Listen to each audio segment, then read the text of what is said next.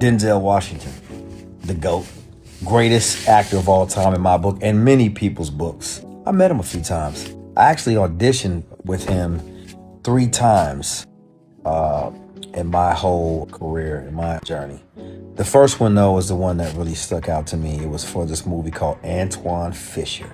Remember that movie? Every young black actor in Hollywood coveted this role. And I think we were all in the waiting room at the same time. I remember driving to the audition. I was hyped myself up, hit myself in the face, like, dude, let's go. You know, I was hyped. This is it. Finally.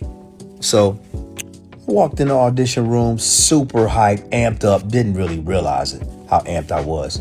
There was a lot of people in the audition room. And this was back when you had to come in, sign in, sit down. You got cats praying, push-ups, breathing exercises, trying to be stoic, cracking jokes. Everybody nervous as hell because Denzell's on the other side of the door. So finally it came to my name. I stood up. Everybody looked at me and they said, good luck. They ain't mean it. Walked my ass in the room. There he was, Denzel Washington. It was a short scene. And I remember vaguely what the side said. We greeted each other, went into the scene, said a couple lines. I was like, oh shit, this shit's fire. And then he looked up, he said, okay, cool, come back tomorrow. And I'm thinking like, oh, word.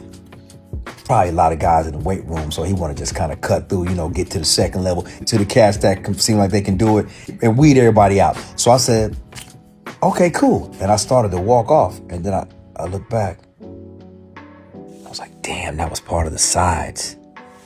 Denzel snapped me right out of the scene, so cold and smooth.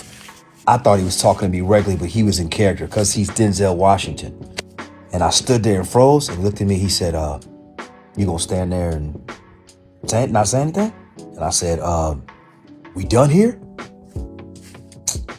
He was like, thanks for coming in. You blew it, son. You blew it.